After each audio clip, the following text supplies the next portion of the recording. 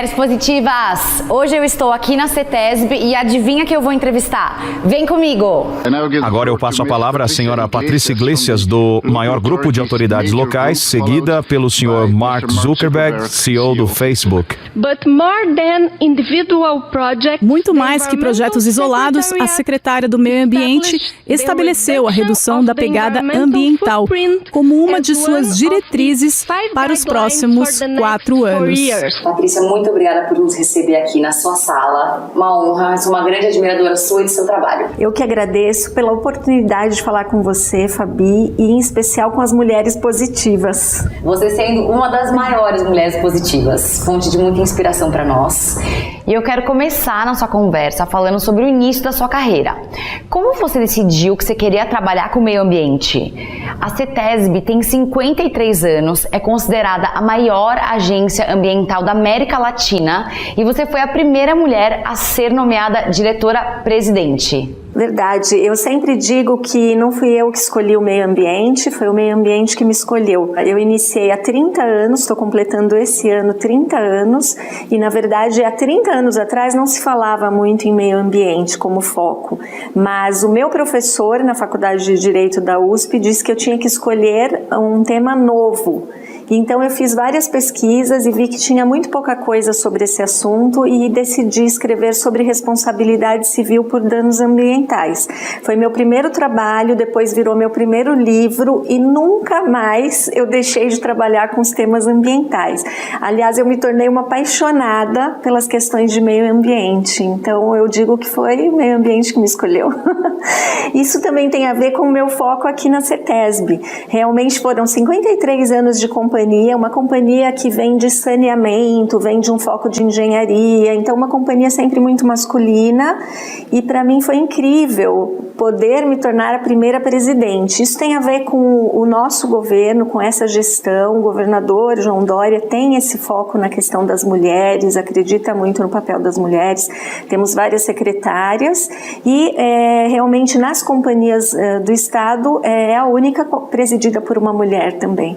E uma mulher absolutamente feminina, né? Sem precisar se masculinizar, sem precisar ir para um lugar de agressivo, né, de agressividade, tem que gritar. Não, essa não é sua agenda, né? Não, essa não é minha agenda. Eu acho que nós, como mulheres, temos que ser realmente mulheres dentro de toda a concepção da mulher e aquela mulher que tem a família, que olha para o lado da família, da vida pessoal e também para o lado profissional. É uma composição que inclusive contribui para um bom resultado no aspecto profissional, a meu ver. E você recebeu o destaque Sustentabilidade WOCA em tributo e reconhecimento pela carreira em prol da gestão ambiental e atuação no programa Cidades do Pacto Global da ONU. Como foi receber esse reconhecimento? Olha, foi um grande reconhecimento porque a ONU tem vários trabalhos e esse específico, que foi o programa Cidades, hoje já um programa encerrado, ele busca conectar as universidades àquilo que é a necessidade das cidades. Nós não podemos mais ficar no âmbito da universidade fazendo apenas as pesquisas teóricas, nós temos que trabalhar para resolver problemas práticos. Isso, por exemplo, a FAPESP está fazendo hoje, abrindo alguns editais com esse objetivo. E foi exatamente o que nós fizemos, ainda na gestão do reitor Zago, trazer esse programa para a USP e com esse programa, só para ilustrar rapidamente, nós pudemos fazer uma cooperação com o Tribunal de Contas do Estado de São Paulo, agora agregando a CETESB e um curso de gestão de resíduos sólidos para os 645 municípios do estado, para os gestores. Abrimos com 60 vagas, pensando, né, quantas pessoas vão se inscrever. Tivemos mais de 2.000 inscritos.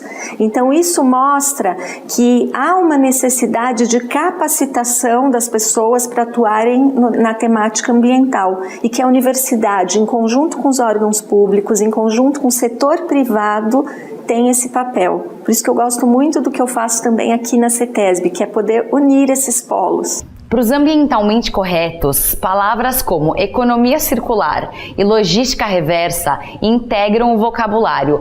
Explica pra gente o que significam esses termos. Essa é boa. Economia circular hoje é, assim, expressão da moda, né? Em especial por conta da agenda ESG, agenda ambiental, social, de governança corporativa. E a verdade é que nós vivemos sempre numa economia que nós chamamos linear, que é simplesmente pensar num produto, fazer o design do produto, colocar no mercado e entregar ao consumidor. A partir daí, a questão virava uma responsabilidade do consumidor. E a ideia é analisar o ciclo todo de vida do produto, fazendo com que esse produto possa voltar a quem colocou o produto no mercado, analisar que tipo de material está sendo utilizado, se esse material pode entrar em outros ciclos produtivos. Nós falamos também uma expressão do berço ao berço, né? Então não simplesmente entregando o produto para que depois efetivamente não se saiba o que fazer com ele. E aí eu vou colocar num exemplo prático que eu acho que fica melhor, né, para entender. Quando nós pegamos e compramos um celular, por exemplo, a vida útil dele acaba sendo um pouco curta. E depois do uso, você acaba ficando com aquilo, não sabendo muito bem como fazer. Então, normalmente as pessoas têm celulares, carregadores, materiais em casa. E a lógica disso é que você possa devolver para quem colocou no mercado para a destinação ambientalmente adequada.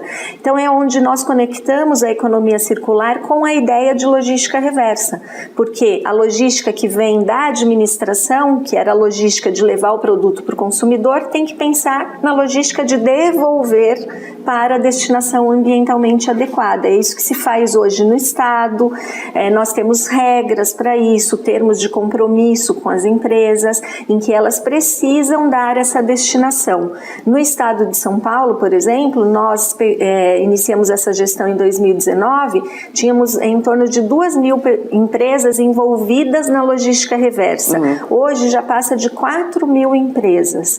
Então é um foco importantíssimo para que nós possamos caminhar para uma economia mais circular, uma economia onde nós possamos também economizar recursos do meio ambiente e com isso garantir não só a nossa qualidade de vida, como a qualidade de vida das futuras gerações que virão ainda, né? Então, quer dizer, se esses termos de fato forem consumados até o final da cadeia, significa que não teríamos mais resíduos, correto? Nós temos como resíduo, mas nós não podemos considerar como lixo, talvez seria melhor falar isso, porque ele é um resíduo, mas ele é também uma matéria-prima secundária, que pode ser inserido numa cadeia produtiva.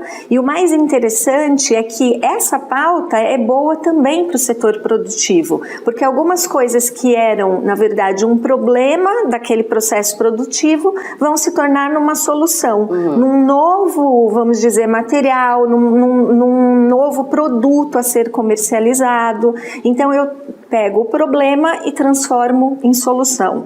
Ou seja, quando nós falamos em sustentabilidade, uma palavra tão utilizada, a sustentabilidade é sinônimo também de eficiência no processo produtivo.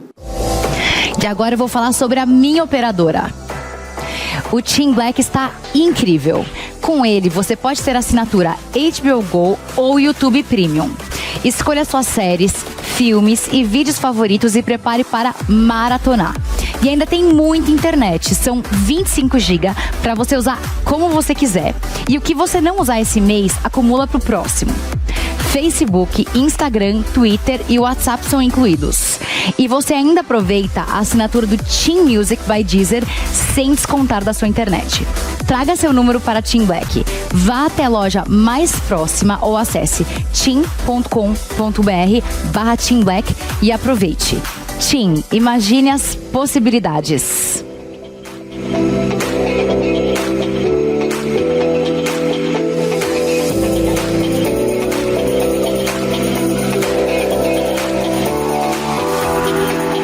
As mudanças climáticas são uma preocupação mundial e teremos agora em novembro a Conferência do Clima COP26 em Glasgow, na Escócia. Me conta um pouco sobre como é frequentar esse evento há tantos anos e como São Paulo está se preparando. Então, a COP, na verdade, é uma conferência, se chama Conferência das Partes, envolve os países, são 196 países que se reúnem para definir passos em prol de diversas questões. Nesse caso desse ano, é uma COP voltada para as questões de mudanças climáticas. Então, nós tivemos várias, o Acordo de Paris, por exemplo, que é tão falado, ele estabeleceu regras para que nós possamos conter o aumento da temperatura em até 1,5 graus, desejavelmente, mas no máximo 2 graus. O Brasil é signatário, a partir de 2016, aplicando já essas regras, e nós efetivamente temos que trabalhar nesse sentido. Eu tenho ido a diversas dessas reuniões. No período da COP de Paris, estivemos como Estado de São Paulo, à época eu era secretária do Meio Ambiente do Estado, e esse ano estaremos novamente na Escócia em novembro. O objetivo é ver que, muito embora os países assumam compromissos, os estados, como governos subnacionais, também devem ajudar o país a cumprir esses compromissos. O Estado de São Paulo está muito comprometido com a pauta ambiental. O próprio governador assumiu essa pauta como uma pauta de gestão, isso é muito bom para nós, e nós firmamos já em 2019 o chamado Acordo Ambiental São Paulo, às vésperas da COP de Madrid. Então, qual é o objetivo? É trazer as empresas, o setor privado do Estado de São Paulo ou que tem negócios com o Estado de São Paulo para reduzir as suas emissões de gases de efeito estufa. De que forma? Com metodologias claras. Então, nós temos um relatório interno, uma Câmara de Mudanças Climáticas, onde nós vamos orientando as empresas de que forma elas podem reportar. Isso envolve vários setores, desde questões de resíduos sólidos, questões de processo produtivo, então buscar a melhor tecnologia, porque a depender da indústria você pode ter emissões decorrentes daquele processo produtivo, então qual é a melhor metodologia para empregar? E nós começamos com 55 aderentes em 2019, hoje nós temos mais de 200 aderentes, caminhando para 500, com o último aderente que está entrando com várias lojas em lugares diferentes.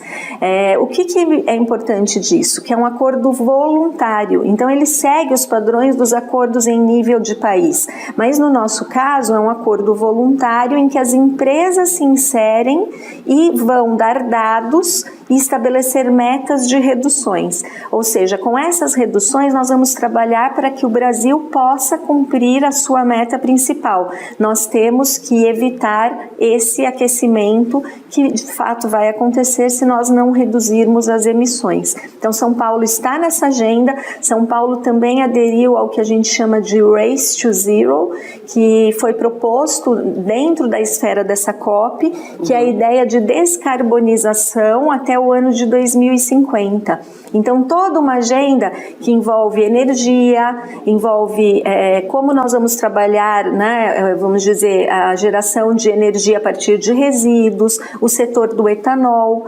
Muitas vezes as pessoas não sabem, mas o etanol ele é muito menos poluente do que a gasolina e do que o próprio diesel. Então, eu como consumidor também posso dar minha contribuição utilizando o etanol no veículo, ao invés de utilizar gasolina nos carros flex, que são a maioria dos carros hoje, né? Então, tem essa agenda que é pessoal e tem a agenda que é de governo.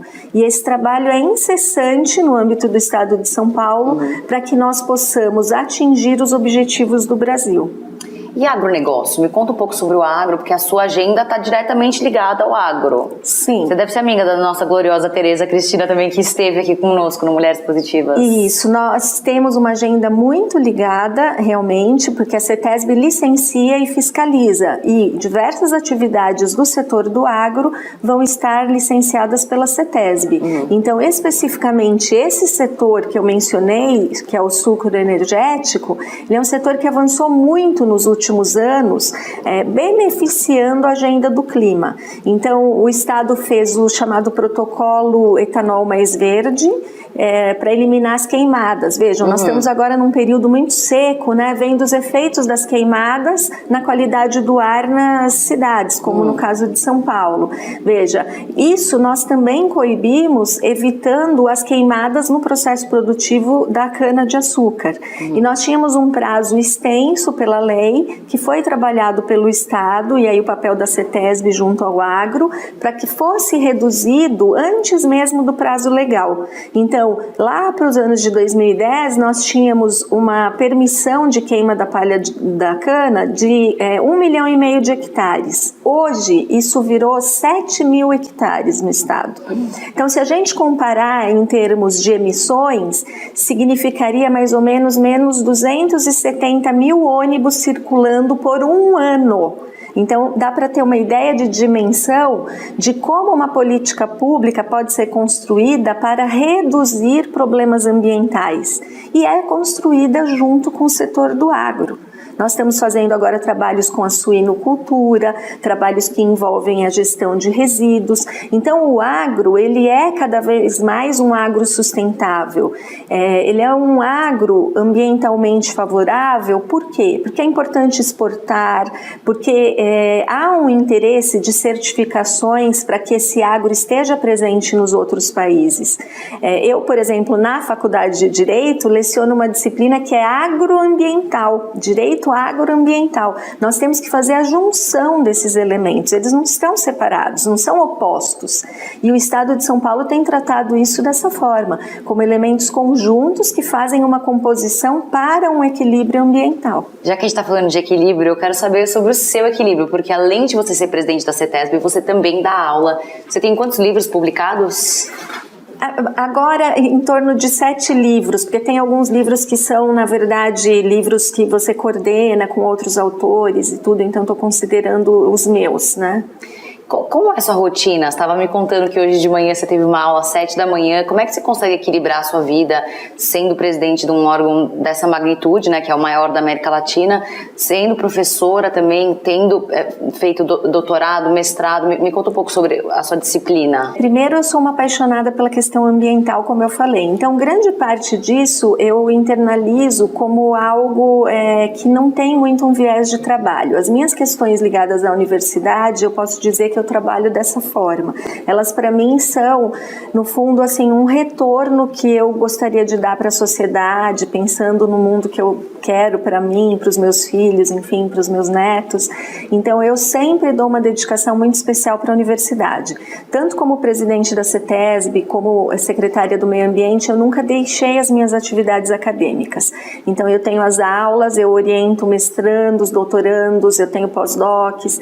Então, tudo isso eu faço em conjunto. Por quê? Voltando para o início da nossa conversa, eu acredito muito que a academia pode trazer soluções para as políticas públicas. Então, esse é um ponto.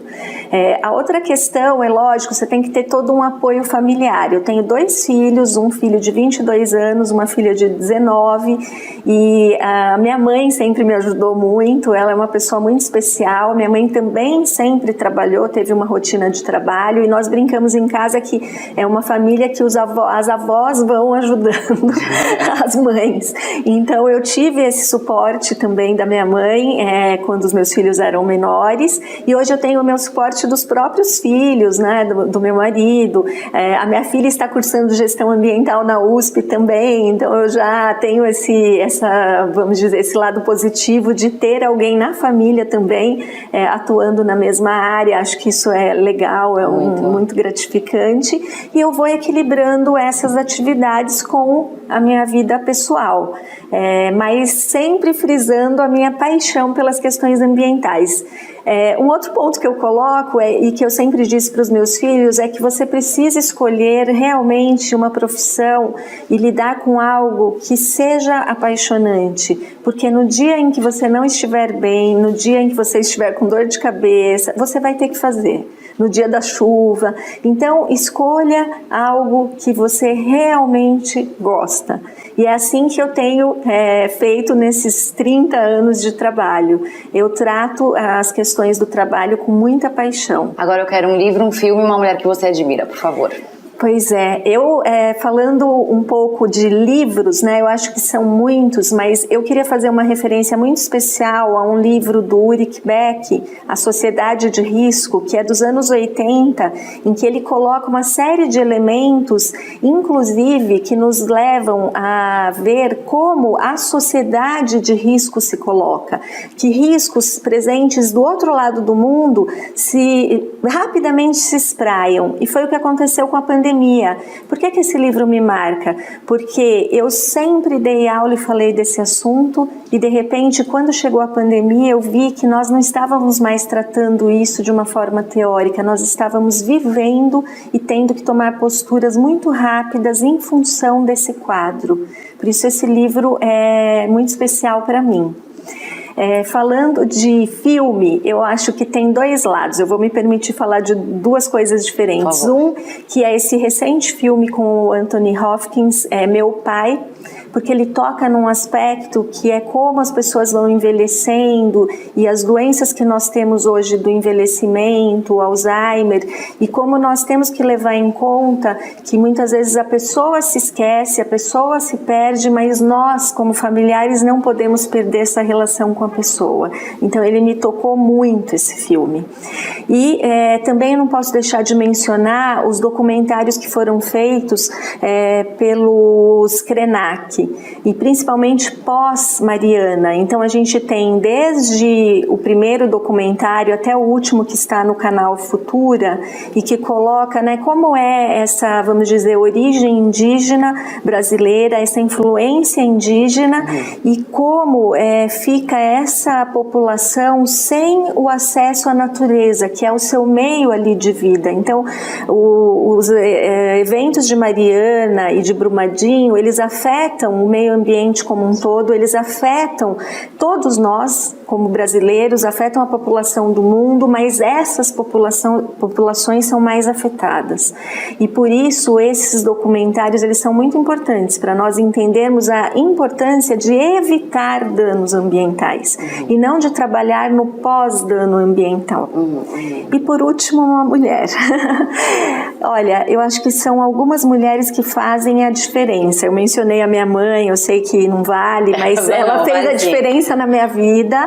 Mas falando em mulheres que fazem a diferença, para mim, eu falaria muito da Angela Merkel, porque ela vem aí desde o início dos anos 2000, né, à frente da Alemanha como chanceler, trabalhou na esfera ambiental também e trouxe, na verdade, uma visão de coordenação no ambiente europeu como um todo.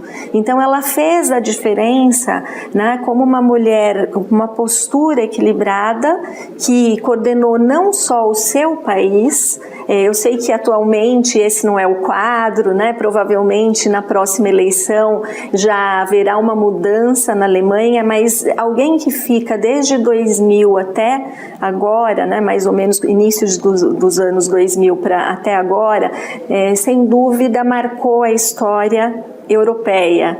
Então ela é uma mulher que fez a diferença e eu acho que é alguém em quem eu me espelho. E você é uma mulher que faz a diferença também. Obrigada de novo por nos receber. A gente vai dar uma voltinha agora na CETESB para mostrar para as mulheres positivas o que é a CETESB. E obrigada por nos receber na sua sala aqui, uma honra. Uma honra para mim, né? Uma honra para mim, uma honra falar com mulheres também como você, que tem mostrado o papel da mulher hoje. Nós somos assim múltiplas, nós temos que fazer múltiplas tarefas, nós temos que nos desdobrar, não é fácil. E a mulher tem feito a diferença, a mulher tem feito a diferença, vai continuar fazendo e vai continuar se mantendo com a sua característica feminina. Isso é muito bom.